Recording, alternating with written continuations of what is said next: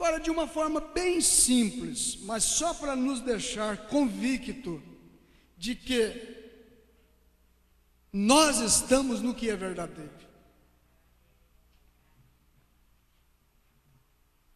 De uma forma bem simples. Aqui em Lucas 17, que é a mesma escritura de São Mateus 24, a partir do versículo 36, aqui em Lucas, você está com a sua Bíblia, faça favor. Lucas 17,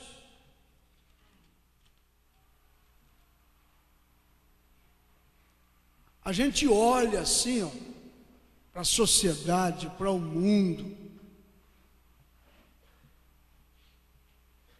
e como aconteceu nos dias de Noé, assim será também nos dias do Filho do Homem. Como foi os dias de Noé? Aí nós temos que voltar lá para Gênesis capítulo 6. Vamos ver os dias de Noé? Gênesis capítulo 6. De uma forma bem simples, a corrupção geral do gênero humano. Irmão, não tem mais nada. Se Deus está nos levando às suas profundezas, as profundezas do céu, as profundezas do alto, o diabo também está levando o seu povo às profundezas do abismo, do inferno. Você está recebendo algo, nós estamos recebendo algo, uma atmosfera tão grande, que é isto que vai transformar o seu corpo para o corpo glorioso, sabia disso? É isto que vai promover a ressurreição dos mortos. Mas justamente nos dias de uma corrupção tão alta, que revela os dias de Noé. Olha, você vê, e aconteceu que como os homens se começaram a multiplicar, não tem lugar mais na terra que não tenha gente. Parece que nós estamos lendo isso aqui para os dias de hoje, não é para os dias lá do princípio. O irmão Branham disse assim: o sinal do tempo do fim é ver a multiplicação de gente. Começaram a se multiplicar sobre a face da terra, e lhes nasceram filhas. Viram os filhos de Deus que as filhas dos homens eram formosas. Nunca se houve um tempo em que as filhas dos homens eram tão formosas, tão belas, tão lindas quanto é hoje.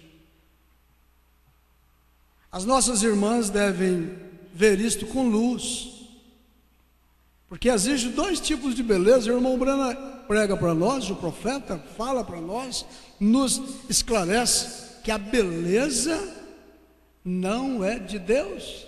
Estranho falar isso. Aí você lê Isaías 53, ele próprio não tinha beleza para que o desejassem. Isso foi o profeta Isaías falando antes de Deus se fazer homem.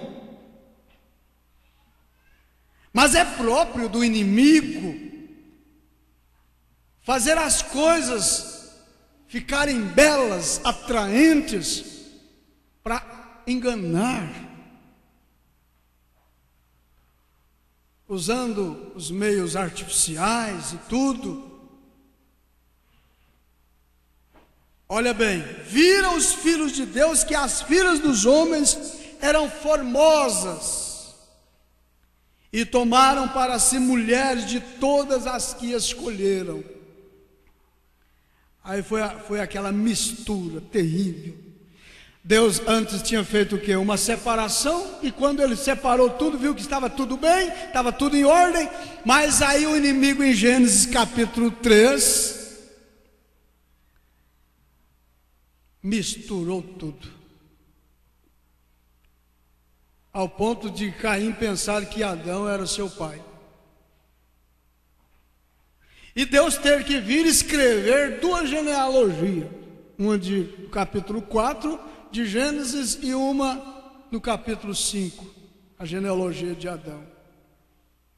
Mas agora a coisa estava feia, porque misturou-se tudo, e ninguém estava sabendo aqui quem era filho de Deus e quem era filho do homem. Misturou, está tudo misturado. É o que o irmão Brana diz aqui nessa mensagem que nós lemos, festa das trombetas. A igreja deseja um bom misturador, mas nós não queremos misturador, nós queremos separador. Em São Mateus capítulo 13, mandará ele, o Filho do Homem, e primeiro colherá tudo que não presta, e lançá-los-ão na fornalha de fogo ardente, e depois os filhos de Deus, que são a semente, o trigo, serão levados para o celeiro. Aleluia! Então Deus tem um meio de fazer a separação, e a única forma dele fazer a separação é através da palavra pregada, manifestada, revelada.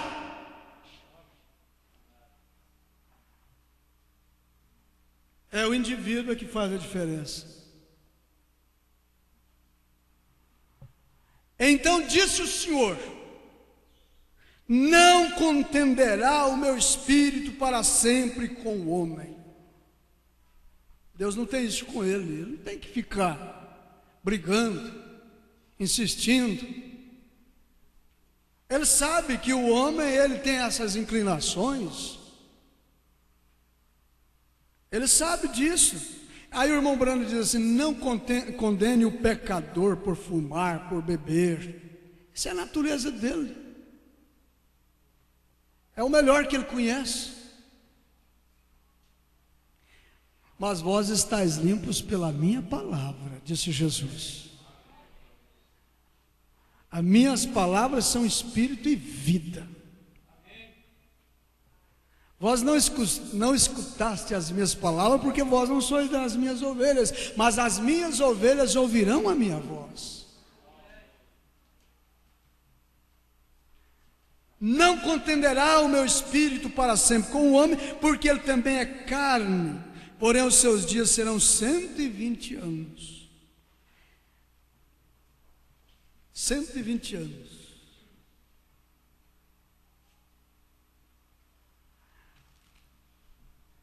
Agora, vamos voltar a Lucas 17. Uma das características da segunda vinda do Senhor é a corrupção geral do gênero humano. Não tem? O irmão Brana foi levado a pregar a queda do mundo.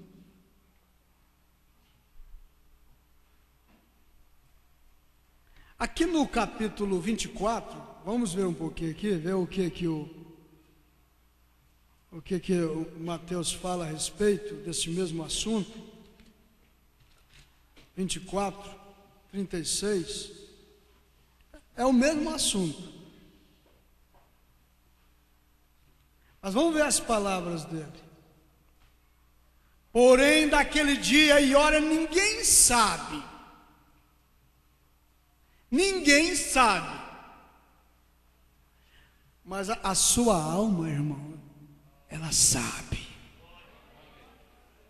Fica caladinho em silêncio, não fala nada, mas a sua alma, a natureza do seu espírito tem se despertado para ver o dia da manifestação do Filho do Homem. A alma do eleito tem despertado para isso. Silêncio, caladinho. Daquele dia e hora ninguém sabe, nem os anjos do céu, nem o Filho, mas unicamente meu Pai. Quem é que convence o homem do pecado, da injustiça e do juízo?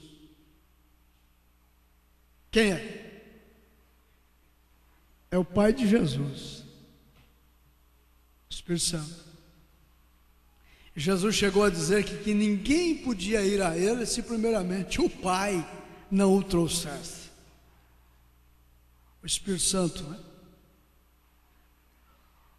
Os pregadores desse tempo do fim pode falar aos ouvidos dos homens, mas quem fala no coração do eleito, vivificando a pregação, a leitura da Bíblia, a leitura da mensagem, é o Pai. Porque o Pai sabe, aleluia, o Pai sabe em que hora os seus eleitos, a sua igreja, os seus filhos estão vivendo. O Pai sabe.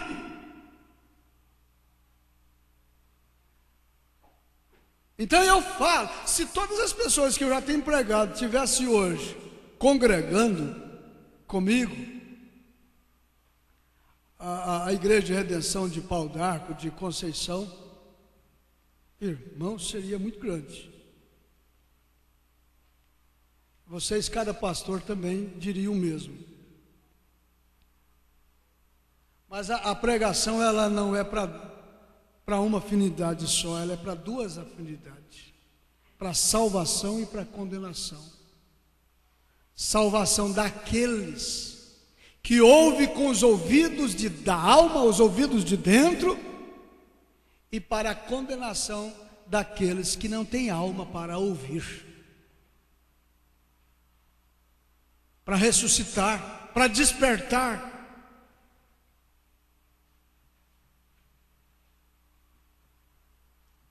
E como foi nos dias de Noé, assim será também a vinda do Filho do Homem. Porquanto assim como nos dias anteriores ao dilúvio, comiam, bebiam, casavam, davam-se em casamento até o dia em que Noé entrou na arca. Agora o versículo 39, Lucas não usa esse termo, mas Mateus usa. Mas é o mesmo assunto, mas Mateus se despertou para usar esse termo. E não perceberam. E não perceberam, até que veio o dilúvio, e não perceberam. É o que está acontecendo com a humanidade, é o que está acontecendo com as igrejas. Eles não estão percebendo a segunda vinda do Senhor Jesus. Está em pleno acontecimento. O que está faltando é só os mortos ressuscitarem e nós sermos transformados e olhar para cima e ver o ressurreto. O que nos impede de vê-lo é porque nós ainda não fomos transformados. Essa carne nos atrapalha a ver Jesus. Essa carne nos atrapalha a ver o Cristo. Mas Ele está entre nós. O reino de Deus está entre nós. Eis aí o Cordeiro de Deus que tira o pecado do mundo. Durante essas 7 eras da igreja, o Cordeiro de Deus está tirando o pecado do mundo. E como podem dizer que nós não temos o Cordeiro para tirar o pecado do mundo? Ele está aí, o Cordeiro de Deus está aqui, tirando o pecado do mundo. Porque Deus está olhando para mim e para você através do vermelho, através do Cordeiro, através do sacrifício. Quando esse Cordeiro, quando esse sacrifício deixar de existir, nós não poderemos estar aqui. A herança de Deus tem que estar com Ele lá, pelos quais Ele morreu na cruz. Tem que estar lá. e não o perceberam, até que veio o dilúvio e os levou a todos. Assim será também a vinda do Filho do Homem.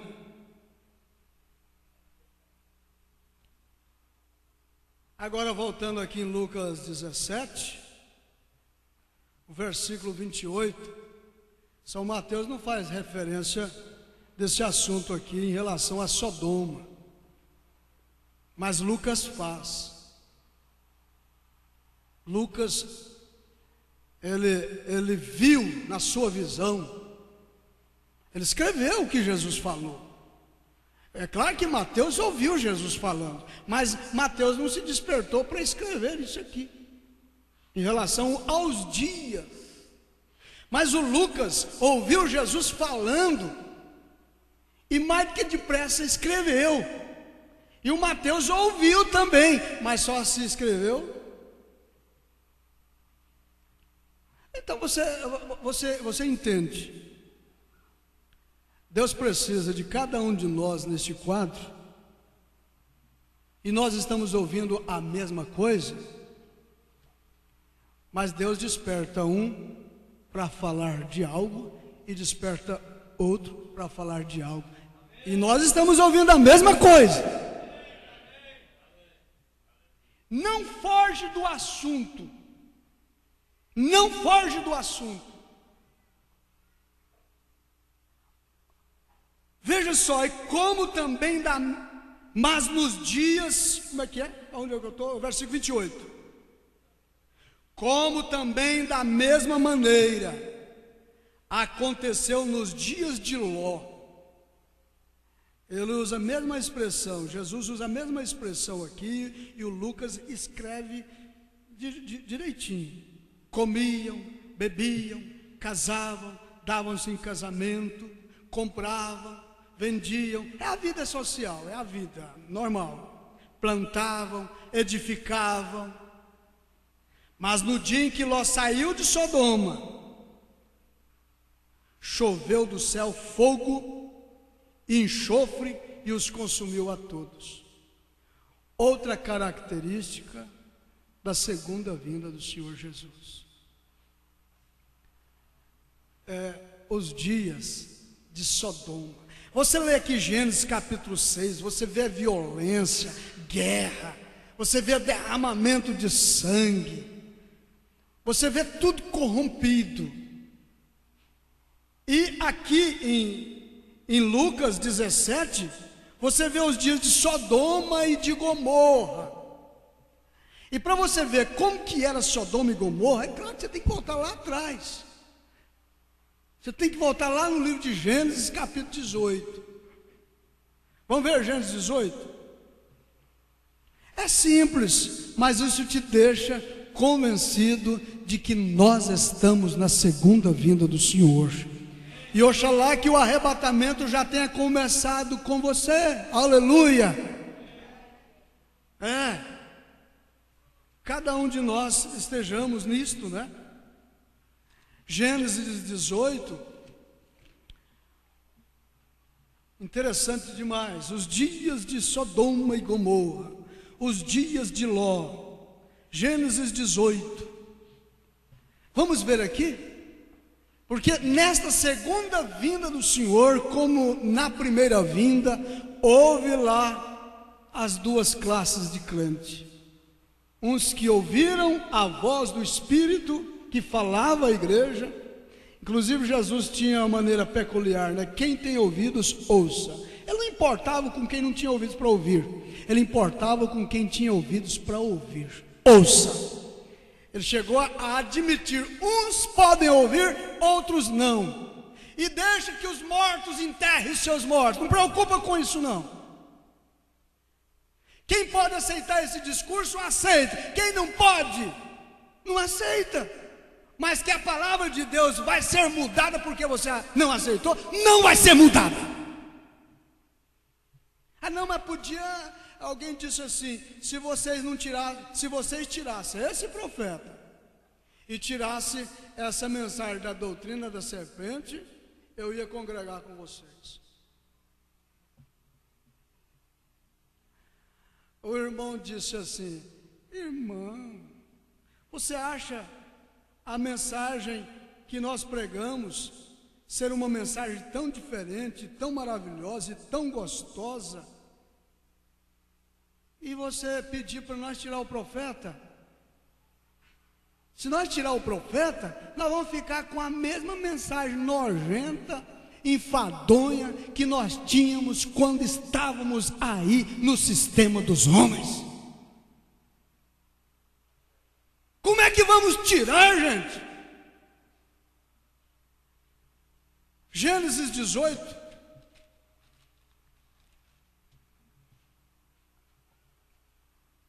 Deus aparece aqui para Abraão através desses 3 anjos, né? Aparece 3 anjos a Abraão. Agora vamos ler aqui. Depois apareceu-lhe o Senhor nos carvalhais de Manre, estando ele assentado à porta da tenda, quando tinha aquecido o dia, e levantou os seus olhos, isso é Abraão, e olhou, e eis 3 varões estavam em pé junto a ele, e vendo-os, correu da porta da tenda ao seu encontro, e inclinou-se à terra, e disse: meu Senhor, agora tenho achado graça aos teus olhos, rogo-te que não passes de teu servo. Meu Senhor. A irmã Brana diz assim: os crentes Abraão são crentes revelados, não são crentes confusos. Ora está pensando que é 3, ora está pensando que é 2. O pastor Sebastião, na sua participação aqui, ele disse que de princípio ele aceitou a mensagem porque não tinha opção, mas não estava entendendo nada. Ele não estava entendendo nada, mas a alma dele estava entendendo tudo.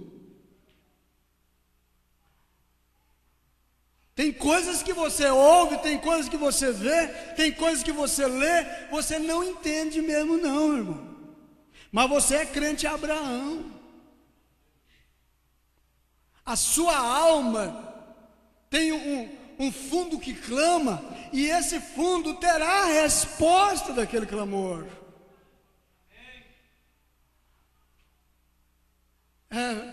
Não quereis vós retirar-vos, disse Jesus. Pedro não entendeu também nadinha. Os discípulos não entenderam nadinha. Não entendeu, prova que não entendeu, que depois Jesus teve que tomar o pão e o vinho e explicar para eles aquilo que ele havia dito. Espera que ele vai explicar para você na alma.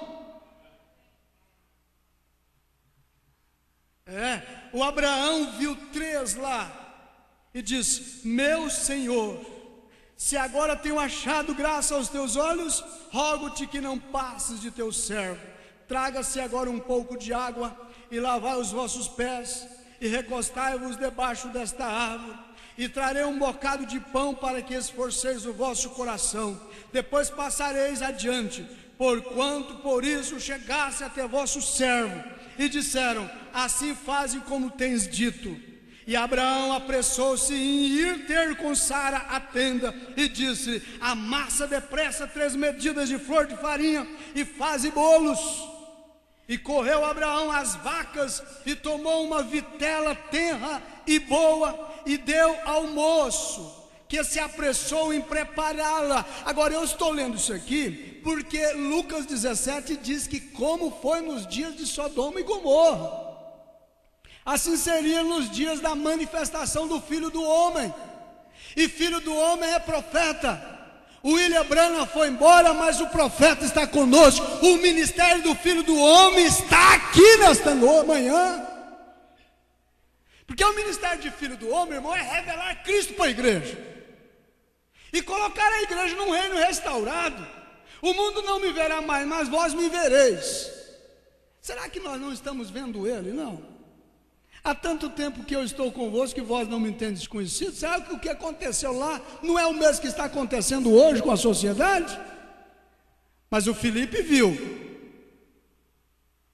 O Tomé chegou a ver. E nós não estamos vendo também?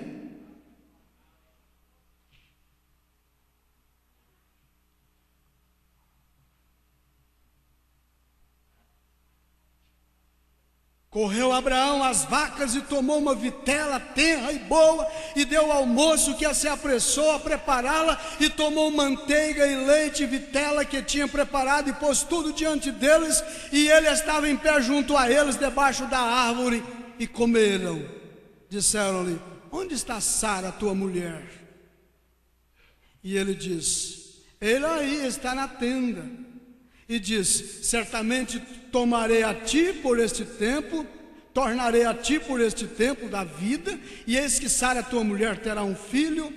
E ouvindo-o Sara à porta da tenda que estava atrás dele, e era Abraão e Sara já velhos e adiantados em idade, e já Sara havia cessado os costumes das mulheres, as emoções, o falar de tantas línguas estranhas. Assim, pois, riu-se Sara consigo, dizendo: terei ainda deleite, depois de haver envelhecido, sendo também o meu senhor já velho? E disse o Senhor a Abraão: por que se riu Sara, dizendo: na verdade, gerarei eu ainda, havendo já envelhecido?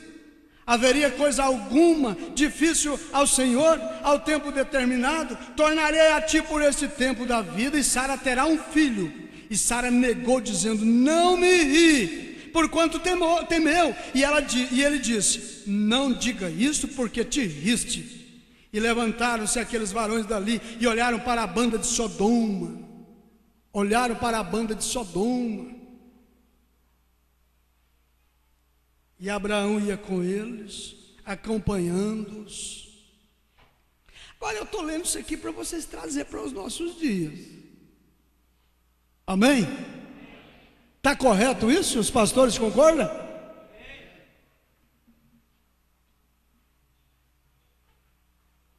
E disse o Senhor: ocultarei eu a Abraão o que faço? Crentes a Abraão sabe tudo. Crentes a Abraão são crentes revelados, esclarecidos. O Senhor não esconde nada dos seus eleitos, da sua igreja, da sua noiva. Ele está contando tudo para ela.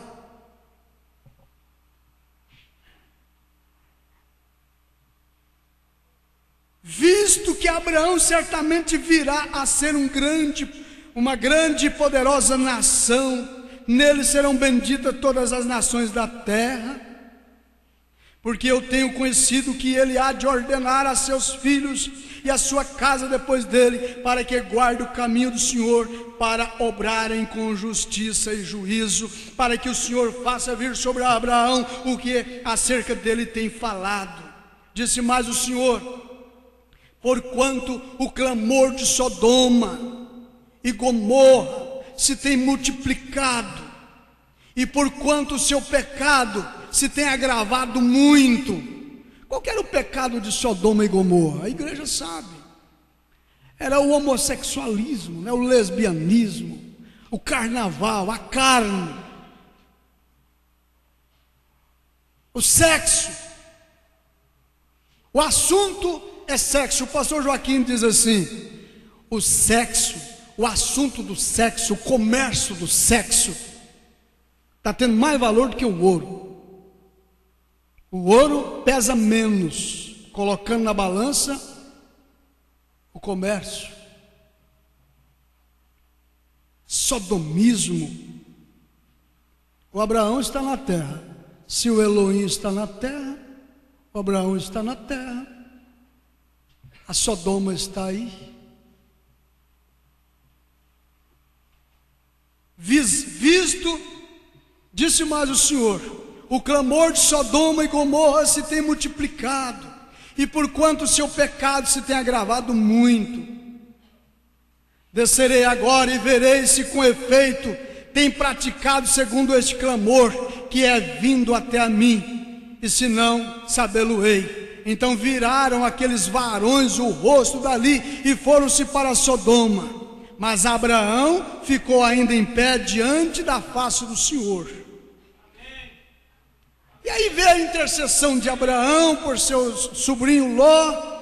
Com certeza ele pensou na família de Ló e aquela coisa toda ali diante do Senhor. Você já conhece a história. Mas quando esses dois anjos chegou lá em Sodoma, às vezes a gente se põe a criticar de Valdomiro Santiago, a gente se põe a criticar de Silas Malafaia, a gente se põe a criticar desses homens. Agora eu vou me pôr em defesa deles. Deus não tem outro meio de fazer com que essa gente fique inexcusada, porque Deus não é covarde. Ele não é covarde. Deus está falando a todas as igrejas, irmãos, e em todos os lugares e por todos os meios. E esses homens aí são homens de Deus. Só que eles não foram enviados para você foi enviado o Elohim, a palavra de Deus feito carne. Deus está com você em plenitude. Por isso que a Bíblia diz que em parte nós profetizávamos, mas agora nós não estamos profetizando em parte não. Tudo que era Deus foi prometido estar em você, igreja. Toda a palavra de Deus está em nós, para nos fazer ser a senhorita eleita, Cristo na terra. A palavra de Deus tem que estar conosco. Com quem está a palavra de Deus? Com eles lá, senhor Valdomiro, o apóstolo, Silas Malafaia. Eles estão cumprindo o ministério deles. São homens enviados por Deus. Da mesma forma que sai um papa e entra outro, nós dizemos, são discípulos de Quinos, de Finney, de Calvino, são discípulos. É o ministério. O irmão Brana diz assim, que a mensagem que eles têm é para cegar. E Colossenses 2, Tessalonicenses 2 diz que é o Espírito enviado da parte de Deus para fazer com que eles creiam na mentira, se envolvam na mentira. É um poder, é uma unção, porque eles não têm prazer com a verdade. Eles fecham os ouvidos para ouvir a verdade, enquanto você tem amor pela verdade. Qualquer pregador que começar para facilitar as coisas para você, você diz assim: espera aí, colega. Espera aí, pastor. Eu quero que o senhor me fale a verdade. Eu estou disposto a pagar o preço, mas não vem com engano para mim não. Enquanto que eles lá têm prazer na iniquidade e quer ouvir Deus falar, então Deus vai e envia para eles a operação do eu, para eles crerem na mentira e depois serem julgados por não ter crido no amor da verdade. É correto? É correto, irmãos? Tem que haver lá um Valdomiro, tem que haver esses pregadores pregando aí, mas como o pastor Jedson disse aqui, eleitos não vão atrás disto, porque eles não querem mais os dons, eles querem o doador, que é Cristo na igreja. É a única esperança de nós sermos arrebatados. Cristo em vós. Aí você vê os crentes. Abraão leu na Bíblia Pai, Filho, Espírito Santo, lê na Bíblia a graça de nosso Senhor Jesus Cristo e a comunhão do Espírito Santo, vai lendo as Escrituras parecendo que há três deuses. Disse o meu Senhor, disse o Senhor ao meu Senhor: assenta-te à minha direita, até que ponha os teus inimigos por debaixo dos seus pés. Vai lendo tudo isso, mas na alma do eleito não tem dois Senhor, não tem dois Deus, não tem dois batismos, não tem. Há um só Senhor e uma só fé. um só Deus e um só batismo. Isso está vivificado. O Espírito Santo vivifica isso no coração do eleito. Agora, o crente Ló é o crente nominal, eles têm que estar aí. Agora a gente lê a Bíblia, pastor Benedito, por que é que a Bíblia, até os tradutores, será que quando estava traduzindo não viram isso? O Abraão vê os três vindo lá e diz, meu Senhor, no singular, e o Ló, no capítulo 19, quem escreveu aqui fez com carinho. O Espírito Santo levou ele a escrever com carinho, com dedicação mesmo, do jeitinho que estava no hebraico, no grego, no hebraico, né? O Velho Testamento é o hebraico, né? Hebraico. Isso passou para o latim, vem vindo, mas não perdeu a originalidade. O Espírito Santo segura a coisa. Aqui em São Mateus capítulo 24, parece que é o versículo 27, onde está o corpo, se ajuntarão as águias, né? É o último versículo que nós lemos. Aí a gente pega outra Bíblia e diz, aonde estiver o corpo morto. Na minha Bíblia está onde estiver o corpo, aí se ajuntarão as águias. O tradutor colocou, aonde estiver o corpo morto, ali se ajuntarão os abutres. Mas é claro que tem que ser desse jeito mesmo, porque são dois corpos. São dois corpos. São dois tipos de ajuntamento, né? Então tem que reunir os urubus em torno daquilo que está podre, enquanto que as águias se reúnem aonde há comida fresca do dia. Está errado não, aleluia. Me convidaram uma vez para uma reunião lá em Redenção, dos pastores das igrejas, e eu fui e eles começaram a discutir um assunto lá, que para mim não tinha como eu entrar e fazer parte daquilo, mas aí me perguntou, o que o senhor diz a respeito disso? Eu lembrei desse versículo, por um Espírito somos todos batizados para formar um corpo. Então, isso que está em pauta aqui, para ser executado, para ser efetuado, todos nós aqui temos que ser batizados com o mesmo Espírito, porque senão não será realizado. Agora eu pensei comigo, só que eu não posso deixar ser batizado por esse sentimento, esse Espírito, porque está totalmente fora do meu espírito. A verdade é esta. São dois tipos de espírito. E para nós todos nos formar um corpo só, nós temos que ver da mesma forma, falar na mesma língua, sentir com o mesmo sentimento. Porque senão estamos num corpo dividido, e uma casa dividida não pode subsistir, um reino, né? Jesus falou isso. Mas o Ló, ele estava num outro mundo, ele estava num outro espírito. Por isso que ele teve que até separar de Abraão. Ele ouvia as coisas e via as coisas com outro espírito. O sentimento dele era outro. Oh, irmãos, que Deus tenha misericórdia de cada um de nós aqui nesta manhã, para que todos nós possamos estar no mesmo espírito, ouvindo com os mesmos ouvidos e vendo a coisa com os mesmos olhares. Nós precisamos de estar em Cristo Jesus, estar no sistema de Deus. Caso contrário, nós vemos tudo diferente um do outro. Lemos a mesma Bíblia, lemos a mesma mensagem, mas falando tudo diferente. Não é o que tem acontecido com o mundo denominacional?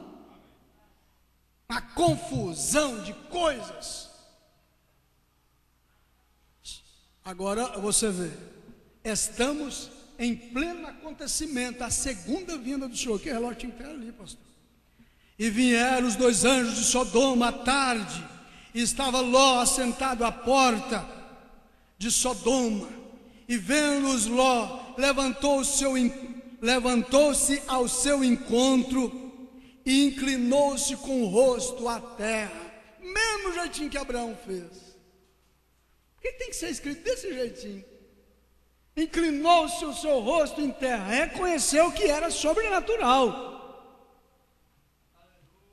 E disse: eis agora, meus senhores, entrai, peço-vos em casa de vosso servo, e passai nela a noite, e lavai os vossos pés, e de madrugada vos levantareis e ireis vosso caminho. E eles disseram: não, antes na rua passaremos a noite. Vou dar uma andada por aqui e vou ver o que é que essa mulherada estão fazendo, esses botecos, esses homens, esses rapazes estão fazendo em torno destas mesas. Sou anjo enviado, somos anjos enviados da parte de Deus, mas que estamos desgostosos com a atitude desses sodomitas, desses pederastas, desses homossexuais, que estão vivendo uma vida misturada, desordenada, cantando hinos e bebendo cerveja, indo à igreja e fazendo shows e ganhando dinheiro.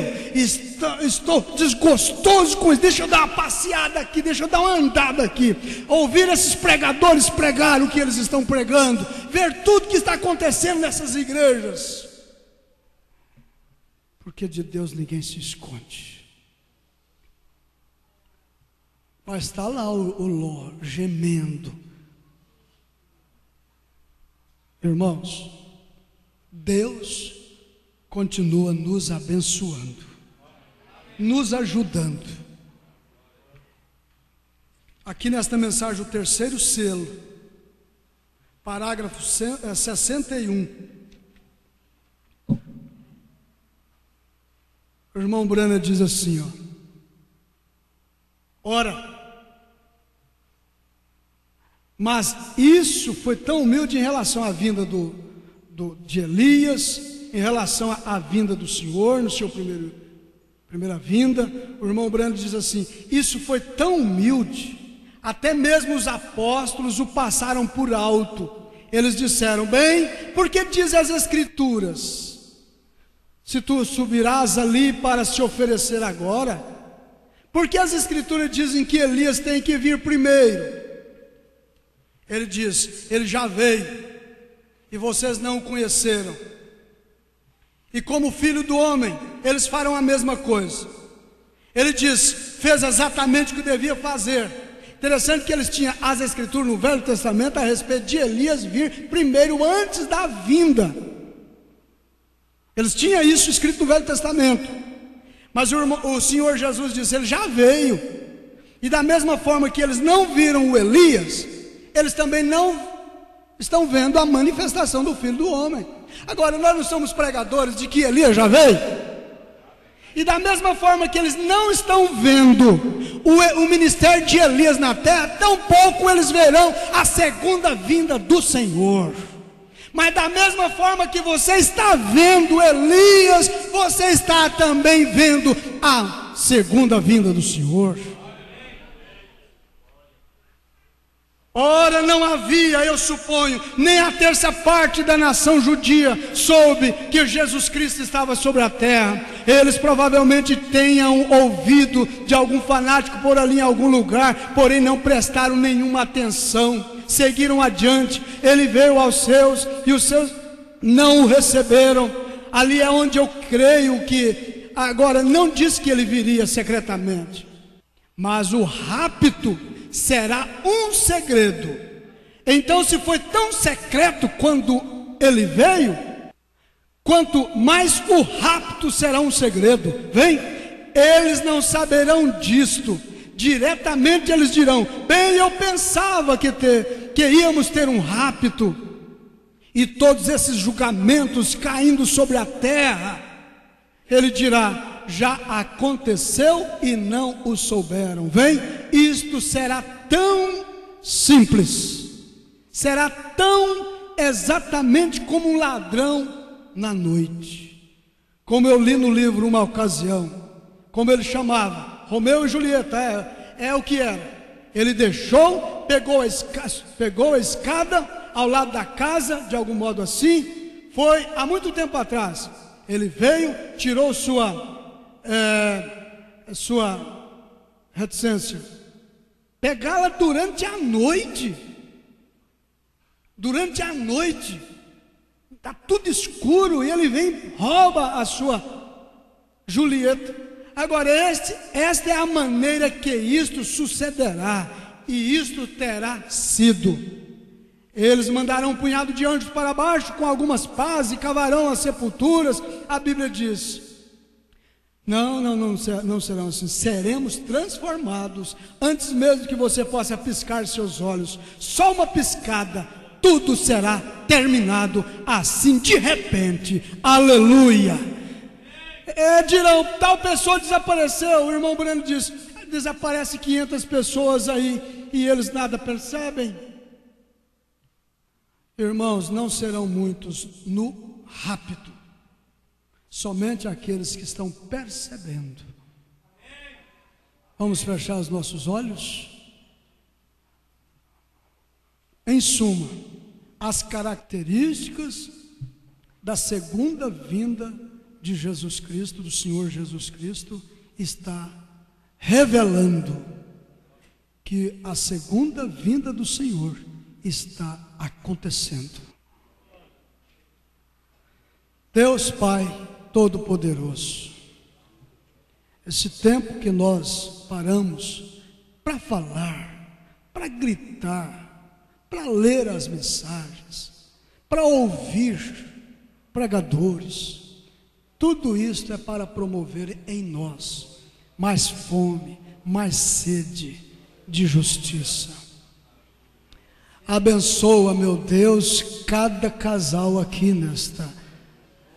que estão nestas reuniões, cada pastor, cada igreja aqui representada, neste espírito da segunda vinda do Senhor.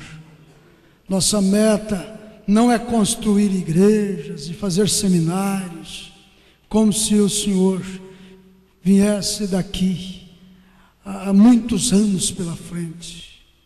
Não, a nossa meta é levar a igreja a esperar o Senhor agora, hoje, aleluia, pois nós sabemos que é mais tarde do que nós pensamos, e o nosso desejo primordial é sermos transformados, é encontrar com os nossos irmãos na ressurreição e subirmos para encontrar com o Senhor nas nuvens. Nós amamos a tua vinda, Senhor. Queremos muito que o Senhor cure os enfermos, liberte os oprimidos, resolva os problemas, convertam pecadores, mas estamos certos de que o coração dos gentios estão se petrificando e o Evangelho está voltando para Israel. Ó Senhor, faça com que nós sentimos com mais sensibilidade a segunda vinda do Senhor, em nome de Jesus Cristo. Amém, Senhor, e amém, Jesus. Amém.